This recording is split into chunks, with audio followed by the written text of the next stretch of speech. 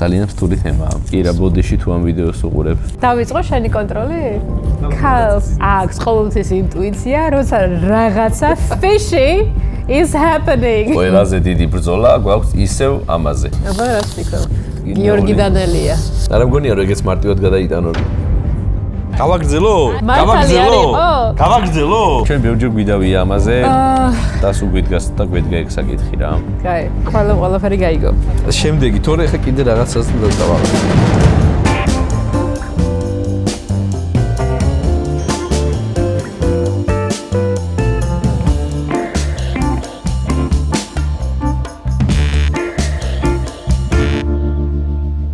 გამარჯობათ მეგობრებო, დაგიბრუნდით მეორე ეპიზოდით. მე მგონი წინა ვიდეო ძალიან კაი გამოვიდა და პირველ სკოლობაზე არა უშავდა. შვიდად ჩაიარა ყველაფერმა, მინდა გითხრათ, მე მეგონა უფრო მწვავე და რაღაც დისკუსიებში შევიდოდით, მაგრამ ასე თუ ისე ერთ აზრზე ვიყავით, რაც ძალიან კაია ჩემი აზრით. მაგიტომაც ვართ ამდენი ხანი. ასე თუ ისე. ამ ეპიზოდში ვისაუბრებთ უკვე მშობლობაზე და აღზრდაზე, რაც ჩემი აზრით ჩვენს ორივე ტაქტიკებში ცოტა განსხვავდება. დაგვიგრო და გამოცდილებაც ცოტა არ იყოს, იმიტომ რომ უკვე 7 წლიანი სტაჟი. 7 წლის გახდა კირა და მილა ეხლა გახდა 2 წლის. გახდა 2 წლის, ხო. მოკლედ, ამ ეპიზოდში გელოდება ძალიან ბევრი საინტერესო რამ, იმიტომ რომ გვექნება ერთი თამაში, სადაც გვექნება 10 დებულება. ამოვიღებთ ამ დებულებებს, წავიკითხავთ და თითო ადამიანს ექნება დრო, რომ სლად ისაუბროს ამ თუ იმ ხო, განვავრცობთ ესე ვთქვათ ჩვენ თემებს, მაგრამ მანამდე მეგობრებო, შეგახსენებთ რომ გამოიწეროთ თეოს არხი, იმიტომ რომ თვითონ ავიწყდება ამის თქმა ხოლმე. ხო, ავიწყდება, იმიტომ რომ ახალი ვარ რა მაინც ამ სიმსაში, ამიტომ აუცილებლად გამოიწერეთ ჩემი არხი, დაელოდეთ ახალ ვიდეოებს და რა თქმა უნდა კომენტარებში ველით თქვენს აზრებს და ძალიან გვაინტერესებს თქვენს ასევე რას ფიქრობთ. მეორე ნაწილში ასევე გვექნება green flag, red flag, იცი ეგრეს ნიშნავს. რამოდენიმე თემებს განვიხილავთ და ვეცდებით რომ ნახოთ რა აზრზე არის გიორგი და მეც სხვადასხვა აღზრდის თემებზე. მოკლედ, შეგვიძლია დავიწყოთ. მოკლედ, აი აქ დევს ახლა 10 დებულება, რომელიც უნდა ამოვიღოთ, სათითაოდ და განვიხილოთ. ეს არის ყველაზე მწვავე და ჩემი აზრით პოპულარული თემები, რომელიც გლობალურად განიხილება ზოგადად, რაც დაკავშირებულია ბავშვებთან, აღზრდასთან და ასე შემდეგ. მოდი ახლა წავიკითხოთ პირველი. გაჯეტების სრული აკრძალვა ბავშვს თანამედროვე სამყაროსთვის საჭირო უნარებს ართმევს. რას ფიქრობ? ვეთანხმები, მაგრამ ყველაფერს აქვს თავისი დრო. ეხლა ჩვენი ბავშვები სხვადასხვა ასაკის არიან. უმცროსი არის 2 წლის და უფროსი არის 7-ის და რა თქმა უნდა ნელ-ნელა რაღაცებს ვასწავლით, მაგრამ ყველაზე დიდი ბრძოლა გვაქვს ისევ ამაზე. რომ მარტო არ უნდა დავტოვოთ გაჯეთებთან ერთად, ეგ არის ძალიან ცუდი და რაც უფრო დიდ ხანს ატარებს ზოგადად ბავშვი გაჯეთებთან მშობლის ყურადღების გარეშე, აი მანდ უკვე ხვდები რომ მაგის ფსიქიკა უკვე სხვანაირად ვითარდება, რაც ძალიან ცუდია. მოკლედ, ზომიერება ყველაფერში საჭიროა და განსაკუთრებით ეკრანებთან. ძალიან ბევრი მშობელი მეკითხება ხოლმე ტელეფონი აქვს თუ არა კირას და ჩვენ გადავწყვიტეთ მე და გიორგი ერთად რომ never say never, მაგრამ სადამდეც გავქაჩავთ მაქსიმალურად ვეცდებით რომ არ ვუყიდოთ ტელეფონი. რა თქმა უნდა, მე იქნება ისეთი ტელეფონი რომ მაქსიმუმ დარეკოს ხოლმე და შეგვეხმიანოს. სანამ შეძლებს მაქსიმალურად. ინტერნეტთან სტომა წესით არ უნდა ქონდეს. კირა ბოდიში თუ ამ ვიდეოს უყურებ. ბავშვის გაჩენა მხოლოდ მაშინ არის გამართლებული, როცა მშობლებს აქვთ ფინანსური და ფსიქოლოგიური მსაობა. ძალიან რთული თემაა. ეგეც ხო ინდივიდუალურია, ვინ როგორ წყვეტს ფინანსური მსაობა აქვს თუ არა და შეიძლება ვიღაცა ფიქრობდეს, რომ აი ეხა არა ჯერ არ არის დრო, აი რაღაცას მივაღწევ 1 წელიწადში, 2 წელიწადში, მერე და ეს 1 წელი და 2 წელი შეიძლება ძალიან დიდი ხანი გაგრძელდეს და ჩემი ოჯახის პირადი მაგალითი მაქვს. ანუ ფინანსური მსაობა რანაირად გვიქნებოდა ეხა არ ქონდა არავითარი ფინანსური მსაობა, მაგრამ რა ვიცი, 7 შვილი გააჩინეს ჩემმა და გავიზარდეთ. თუმცა ფსიქოლოგიური მსაობა ძალიან მნიშვნელოვანია და ალბათ ეგ არის, ესე ვთქვათ, ის რაშიც რაც უნდა გაითვალისწინოს ადამიანმა. ფინანსური მსაობა რა თქმა უნდა აუცილებელია, მაგრამ მე მჯერა მაინც იმის, რომ ღმერთი გამოაჩენს. იმიტომ რომ როდესაც რაღაც შვილები გეძლევა, ოჯახი გეძლევა ადამიანს ღვთისმადლის და შემწეობაც იმატებს და მეც ვგრძნობ ამას ჩემს თავზე და ზოგადად ჩვენს ცხოვრებაზე და ასევე ჩემი ოჯახის შემთხვევაშიც. გაწონასწორებული რაღაცა შუალედი უნდა დაიჭირო ალბათ. თუმცა უნდა ვეცადოთ რომ მომზადოთ მაქსიმალურად. აბა, ფსიქოლოგიურად განსაკუთრებით ანუ მაგას ვამბობ. ბავშვის ფოტოების სოციალურ ქსელში გამოქვეყნება მისი პირადი სივრცის უხეში დარღვევაა. აბა, რას ფიქრობ? გიორგი დანელია. ჩვენ ბევრჯერ გვიდავია ამაზე. და სულ გვიდგას და გვედგა ეგ საკითხი რა. ადრე ალბათ უფრო არ ვაქცევდით ამას ყურადღებას, ნუ ეხა ბავშვი არის ჩვენი ცხოვრების ნაწილია და ასე თუ ისე ჩვენთან რო იზრდებოდა რაღაც პირიქით. მაგრამ ეხლა რაც უფრო იზრდება და უფრო შეხება აქვს მაგალითად საზოგადოებასთან, აი მან ხვდები რომ რაღაცა არის შესაძლებელი ხანდახან ზომიერება არის საჭირო რომ დავიცვათ, იმიტომ რომ თვითონაც თუ არ უნდა ხოლმე მე ხვდები და ანუ მაგ შემთხვევაში არანაირად არ მინდა რომ დავაძალო და პირიქით მე მირჩევნია რომ ამ სოციალურ სივრცეში ის არ იყოს და დამოუკიდებლად გაიზარდოს. მოკლედ მეგობრებო, ჩვენც ვიზრდებით და ზოგადად ადამიანები იზრდებიან. როდესაც კონტენტის კეთება დავიწყეთ, მაშინ ვიყავით 25-26 წლისები.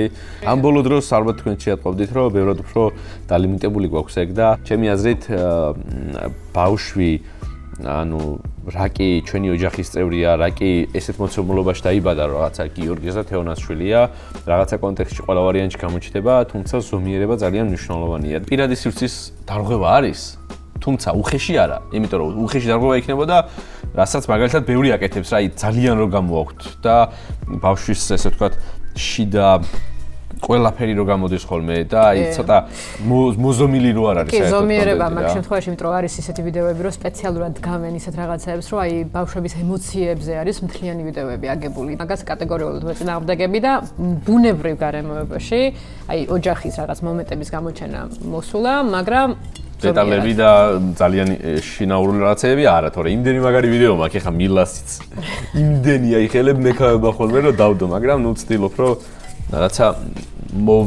მოვზომოთ უფრო. შენ ყველაფერი შეგიძლია. ეს ფრაზა ტოქსიკურია, რადგან ბავშვმა უნდა იცოდეს, რომ მარცხი ნორმალურია.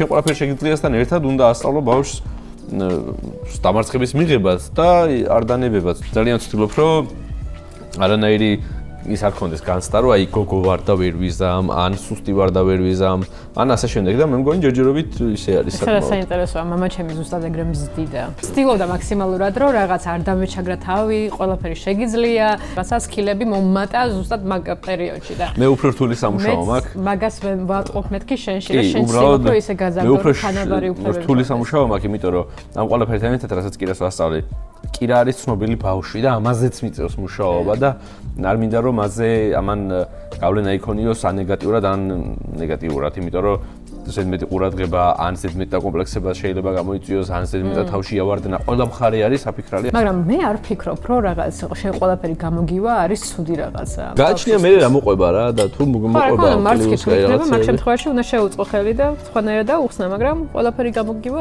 არ მგონია რომ ცუდი ფრაზა იყოს. 6 წლის შემდეგ შვილის ოთახში დაუკაკუნებლად შესვლა და მისი ნივთების შემოწყება დაუშვებელია. იცი რა, თუ თვითონ ოთახშია, მე ყოველთვის უკაკუნებ ხოლმე. არანაირად არ ვეთანხმები ამას, რომ დაუშვებელია. დაუშვებელია. რა თქმა უნდა, დაკაკუნება და რაღაც პირადი სივრცის შეგრძნებას ბავშვს უნდა ქონდეს, იმიტომ რომ მან დატარებს თავის რაღაც თავისუფალ დროს და შეიძლება რაღაცები გააკეთოს ხოლმე. თუნდაც ჩხუბის შემდეგ იქ შედის ხოლმე და იქ წყნარდება და მე აღარ შევდივარ ხოლმე, იმიტომ რომ ხანდახან ეს უფრო აღიზიანებს, მაგრამ კონტროლის ქვეშ ჩემი აზრით ბავშვი ყოველთვის უნდა იყოს, იმიტომ რომ დღესდღეობით ისეთ გარემოებაში ვართ, რომ ყველანაირად უნდა ვაკონტროლოთ, რას აკეთებს, ვის წერს, ვის არ მეგობრობს და სადამდეც შევძლევთ, ჩემი აზრით, მან უნდა იყოს მშობელი აუცილებლად ჩართული. მშობლებს გმართებს უნდა დავხარჯოთ დრო, უნდა ვისწავლოთ ეს კურსები, გვინდა არ გინდა, ბავშვისთან მიდგომაც სასწაული არის, ჩემი აზრით, ბევრ მშობელმა უნდა ტექნიკურადაც ისწავლოს, YouTube ვიდეოები აკონტროლოს, რას უყურებს ბავშვი აკონტროლოს და თუნდაც როგორ გამოიყენებს smartphones. ბებია ბაბუას არ აქვს უფლება ჩაერიოს ბავშვის აღზრდის წესებში, თუ ეს მშობლების პრინციპებს ეწინააღმდეგება. რა თქმა უნდა, ეგრეა. მე მგონი ბებია და ბაბუაც არ იქნებიან წინააღმდეგები, უბრალოდ თავისებურად ცდილობენ რომ რაღაცა ოღონდ ბებია ბაბუა მაინც ეგოისტურად ფიქრობს რა. თავის თავზე ფიქრობენ ზოგადად ბებიები და ბაბუები, რომ აი მე კარგი ბებია გამოვჩდე შვილიშვილის თვალში, მე კაი ბაბუა გამოვჩდე, თქვენ აღზარდეთ კაცო, ჩვენ უნდა ვუყარდეთ ბავშვებს და მაგრამ მოდი ვაღიაროთ, რომ როგორ ჩვენ გზიდნენ ჩვენი მშობლები, ისე აზრდიან. შვილიშვილები იგრიალეო. ყველანაირად შეზღუდვები, იქ არ წახვი და აქ არ წახვი და ბავშვებს და შვილიშვილებზე არ ვიცი რა მართება. თუმცა ბებია და ბაბუას აქვს იმის უფლება ასევე, როგორც თვითონ ამობენ, რომ შიგა და შიგა გაათამონ თავიანთი შვილიშვილები. ბევრი სათამაშოს ქონა კლავს ბავშვის კრეატიულობას. ვეთანხმები. რაც უფრო ბევრი სათამაშო აქვს, უფრო ნაკლები ინტერესი აქვს იმისთვის, რომ მე ეს ყველაფერი გააკეთოს ან ითამაშოს. ამიტომ განავითარო და თან გაახარო გინდა, რომ ნახო ბავშვი გახარებული, მაგრამ ამ დროს წამიერი გახარებაა, მაგრამ long term-ში ზომიერება ყველაფერში საჭიროა, როგორც ვიდეო დავიწყეთ პირველ საკითხში. ცოტა სათამაშო ჯობია ბევრ სათამაშოს.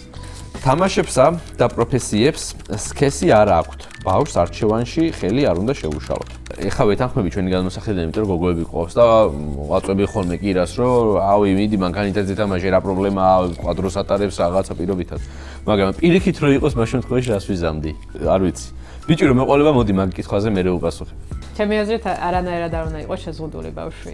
ჩემს დროს ისე ზდიდნენ ხოლმე ბიჭს, რომ ცოცხლს რო აიღებ და დადე, ეს შენი საქმე არ არის. რას ქვია შენი საქმე არ არის? აბა ვინ უნდა გააკეთოს, კაცო? მარტო ხალი საქმე არ არის. მართლა გლიტერებით და სახის მორთვებით და რაღაცა მან უნდა იყოს გადასვლა, რა თქმა უნდა, სხვადასხვა როლებში, იმიტომ რომ ბიჭსაც უნდა ვასწავლოთ ბავშვის მოვლა, დალაგება, სამზარეულოში ტრიალიც და გოგომაც უნდა ისწავლოს ისეთი რაღაცები, რაც შეიძლება ბიჭის საქმე იყოს. მაგრამ მაინც გეუბნები, აი ეგრე კორექციას არ ეცდები, როდესაც ხედავ, რომ აი ძალიან არა შეუფერებელი რაღაცეები აინტერესებს.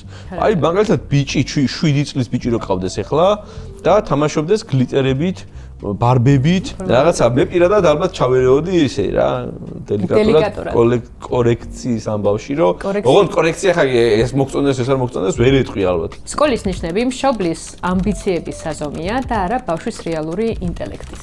ჩემთვის ძალიან მტკივნეული თემა, იმიტომ რომ ზოგადად სკოლაში არც ერთხელ არ ვყოფილ ვარ რაღაცა ხუთოსანი და რაღაც ტვინს არ ვასხავდი, მოკლედ. უნივერსიტეტში მოუწია მე მეგობრებო. ჩემ კლასში იყვნენ ხოლმე ისეთი მშობლები და ისეთი სტუდენტები, რომ აი მარტო რაღაც ნიშნის გამო ისეთ რაღაცებს აკეთებდნენ, რომ მე ცოტა შოკში ვიყავი ხოლმე. ყველა მშობელი რო ცდილობს, რომ აი რაღაცა უმაღლესი ქულა უნდა კონდეს, ყველაზე კარგი ისა შედეგები უნდა კონდეს, ყველა საგანში უნდა იყოს საუკეთესო, აი ეგ მართლა არ მესმის.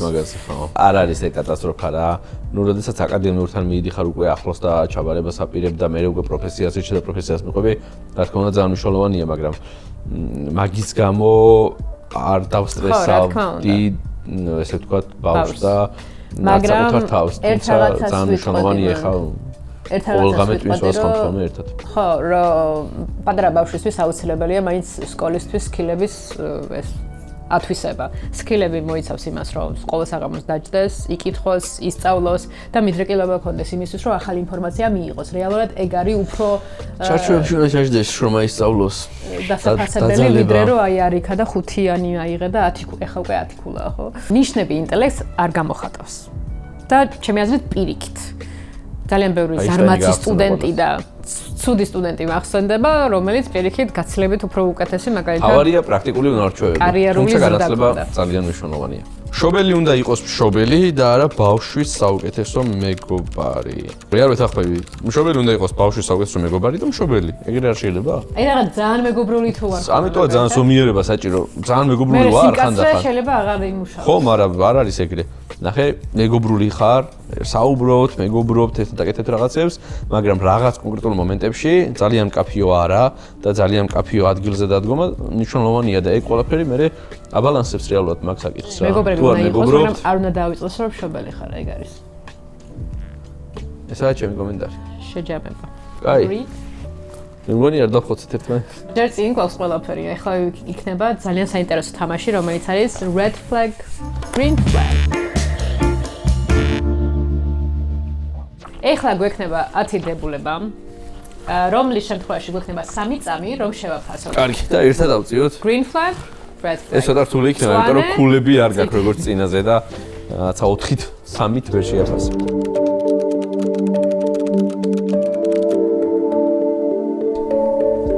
ნუ, რა თქმა უნდა. არგუმენტი რომ გამოგელება, მე გადადიხარ წარსულში. ჩემზე ამბობ?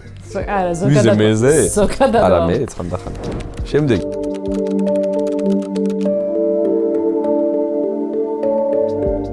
სამი, 2, 1.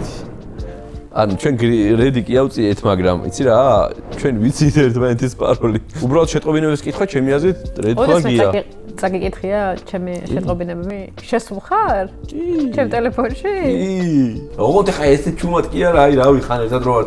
ხან მაგიდას რო დადები რაღაცა რო გწერს, მინახავს და მithქვამს რომ აი ამან მოგწერა რაღაც ეგეთი. თუ ხა ჩამჯდა იყავი და არა, სპეციალურად შესულხარ? შემთხვევით მარტო notification-ი ამოვარდა მაშინ? არ მახსოვს, ო, ალბათ. აი ხა ესე არ მახსოვს ჩამჯდა იყავი. მანახე პულსი. შენ კი. ნახე, ქალს ერთი მომენტი მახსოვდა, სხვა ვიცი. მოიცადა ერთ რო გამიჭედე რაღაც სულელეზე. იყო რაღაცაები, რაც უბრალოდ დისკუსია ჭირდებოდა და გარკვევა რაღაცაები და ქალს ყოველთვის რა იყო რაღაცები, ხა იმას ნუ იძახი ხალხი რაღაცას იფიქრებს. აქვს ყოველთვის ინტუიცია, როცა რაღაცა fishy is happening. კი, ეგეც არის. არ ვამბობ, რომ თლად რაღაცა ღალატზე არის იქ საუბარი. უბრალოდ რაღაცა უცნაურად როცა იქცევა ხოლმე გიორგის არ შეუძლია ტყუილები, აი შანსი არ არის რომ რაღაცეებში მოიწყვას, ამიტომ შემოწმება. ნახე, სისტემატიურად შემოწმება, რა თქმა უნდა, ძალიან დიდი რედ ფლეგია, როცა ყოველთვის გიმოწმებს ტელეფონს და რაღაც ძრება და რაღაცა. მაგრამ მილიონში ერთხელ როცა ქალის ინტუიცია რაღაცას გეუბნება, რომ რაღაც იქ არ ხდება, კარგად. შემდეგი. შეიძლება დამოკიდებული. ალბათ ის არის, ხა თუ ტელეფონს არ მოფრთხილდები, იჭერდა, მალავდა, არ ეტოვებ, მე რაღაცა ის აღზრავ ალბათ და მე ხა არ მაქვს ეგრე. კი სულ თან მაქვს ტელეფონი, იმიტომ რომ სულ ვიყენებ საქმეში, მაგრამ ამი ხანდახან რჩება ხოლმე და ანუ რავი რა მე რა უნდა ნახო ისე. არ ვიცი რა უნდა ნახო.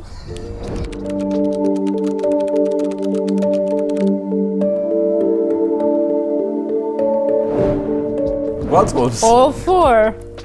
არ არის პრობლემა. კარგია და ხარ რეთლეგი რო ეწია. ანუ ზოგადად საჩუქარს რო ჩუქნის უკვე კაია. რა ხდება?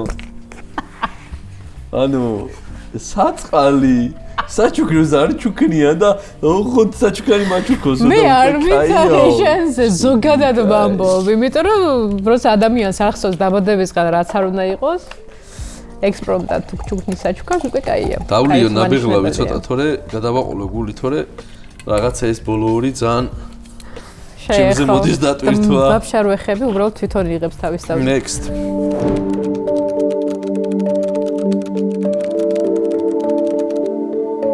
ანუ red flag არ არის, მე ესე დავაყენებდი უფრო არც იქით და არც აქეთ.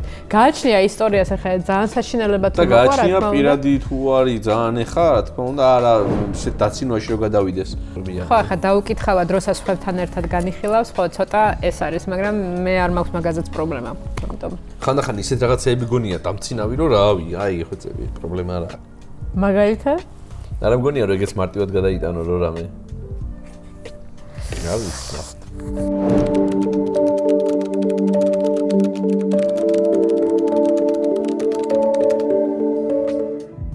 რა თქმა უნდა, ალბათ red flag-ია, იმიტომ რომ ჩვენ შემთხვევაში არა, მაგრამ როდესაც საერთო ბიუჯეტი გაქვს, საერთო პოზიციაც უნდა იყოს ალბათ, არა? მაგრამ აქ მამაკაცი ალბათ იტყოდა, რომ ჩემი შემოსავალია.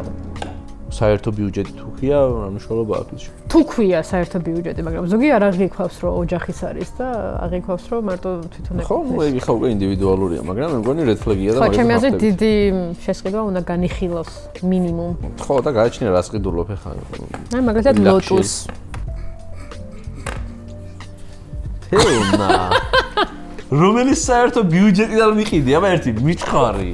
სად წამომაძახა ბიჭო? გავაგრძელო? გავაგრძელო?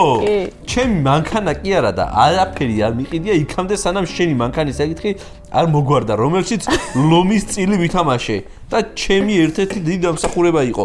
მე ძლივს მოვაკუჭე ფული და ძლივს ჩემი ოცნების მანქანა ვიყიდე და მაგას მაძახე. შემდეგი თორე ხა კიდე რაღაცას დავაყრეთ.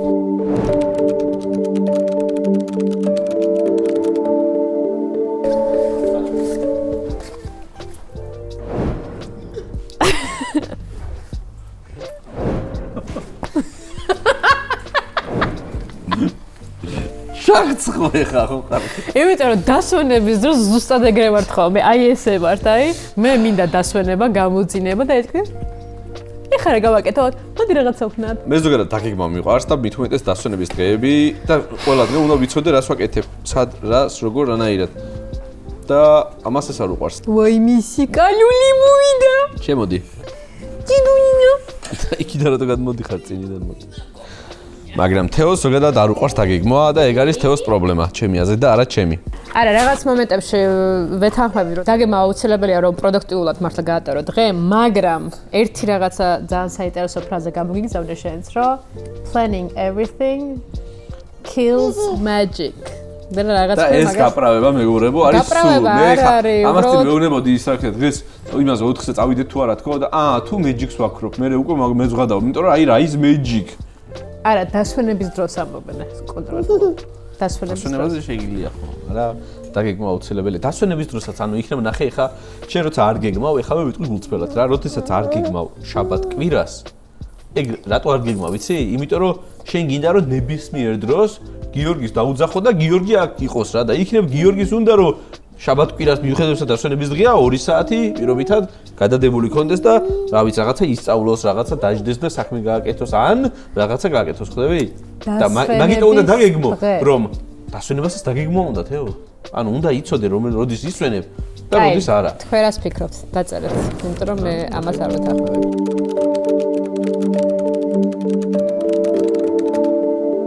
გელოდები 3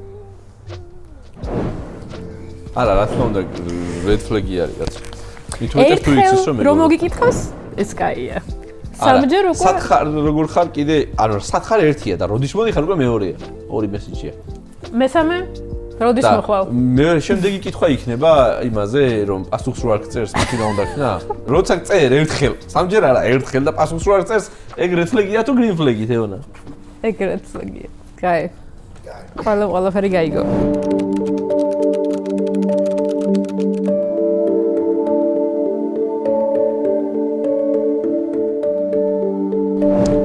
რა თქმა უნდა ჩემთვის. გააჩნია როგორ სივრცეში აკეთებს მაგას მე გულისხმობ რომ ფინანსური აღრიცხვა ძალიან მნიშვნელოვანია ოჯახისთვის, მაგრამ თუ ამას სისტემატურად აკეთებს უბრალოდ რომ შენ გაკონტროლოს, აი რაში ჩხარჯავ ფულს, მაშინ red flag-ია. თუ უბრალოდ აღრიცხვისთვის ოჯახი რომ რაღაცა ანუ კონტექსტია მნიშვნელოვანი. ხო, კონტექსტია ძალიან მნიშვნელოვანი, ამიტომ ფინანსური აღრიცხვა და კონტროლი ოჯახისთვის ძალიან არის მნიშვნელოვანი. დავიწყო შენი კონტროლი? გოგო, ისეს გაკონტროლებ.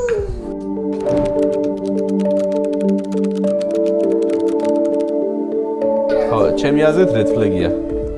იმიტომ რომ პირადი თვა და ინსაიდერული თვა ჯობია პირადში დარჩეს და უფლების გარეშე გარეთ გატანა ჩემი აზრით არა სასწაული. რავი, არ არის ისეთი საგანგაშო ჩემი აზრით, მაგრამ ხო, პირადი ინფორმაცია და პირადი განხილვები. კონკრეტული მაგალითი რო გახსოვდეს რამე, მე მგონია რომ შენც red flag-ს აწევდი.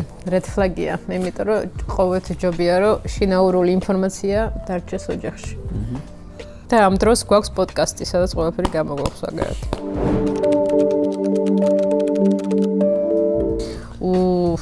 red flag-ია.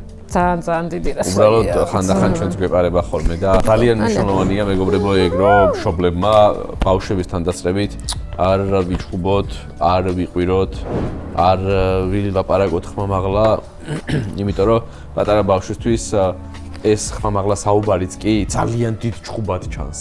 ამიტომ და ძალიან ემოციურია ორივეს რეაქცია ვიცი ზუსტად რა ხდება ხოლმე თუ მე და თემო ხმას აუწიეთ ერთმანეთთან და ვიცი როგორ მოქმედებს ეს ბავშვებზე ასე რომ ჩემი აზრით ძალიან დიდი red flag-ია ხო ბავშვებს ეს ამახსოვრდება ჩვენ რომ დაგვავიწყდება იმათ ძალიან სერიოზულად ამახსოვრდება და კი რამის ხოლმე ძალიან ისე გამოხატვა ამისი იმ მომენტში არაფერს არ ამბობს ხოლმე მაგრამ მე რო ხვდები რომ ძალიან ემოციურად ილექება მაგის ასე რომ თანხდებით რომ ბავშვების აღზრდა არის რთული. რთული. ესეც ასე. მოდი. High five. ეს. კაიო. ასე თუ ისე მომწონს ის რომ ძირითადი ღირებულებები ყოველთვის ემთხვევა ხოლმე, რაღაც პატარა ნიუანსებში გვაქვს ხოლმე განსხვავება, თუმცა არ ვიცი, ალბათ დრო უფრო გვაჩვენებს რა და როგორ იქნება, განსაკუთრებით როცა ორივე მოიზრდება და მე უფრო რთული кейსები გვექნება ორივე ბავშვის აღზრდის. აუ, წინ რომ ახსენდება რეები გველოდება. როგორ კარგი გამოვიდა. ხო და შემდეგ ეპიზოდზე რას ვაპირებთ, რაზე ვისაუბროთ? არ ვიცი, ალბათ ახალი სტუმარი მეყოლება. უკვე ამოვწურეთ შენთან თემები. ჩემი აზრით, შემდეგ ეპიზოდში უნდა ვისაუბროთ უკვე ჩემი და შენ ურთიერთობაზე, გოგო ბიჭზე, პაიმნებზე, თაყვანისმცემელებზე და ასე შემდეგ. აუ, დაიძება. არა, ეგეთ შემთხვევაში არა, ზოგად საკითხებზე გულისხმობ. ამიტომ თქვენთვისაც რა იქნება საინტერესო, აუცილებლად დაგვიწერეთ კომენტარებში. რა იქნება საინტერესო, რომ გავიგოთ ჩვენ 10 წლიანი გამოცდილების შემდეგ. აი, ეგ დაგვიწერეთ აუცილებლად კომენტარებში. დღევანდელი ეპიზოდი კი დავასრულეთ. როგორც თქვი, გამოიწერეთ ჩემი YouTube არხი. გიორგისაც თუ არ იცნობთ, ახალია დამწყებია, მოდი ხელი შევუწყოთ. გამოიწერეთ გიორგის YouTube არხიც და ყველაზე მთავარი რაც იქნება, უკვე გდახავთ შემდეგ ეპიზოდში. Bye.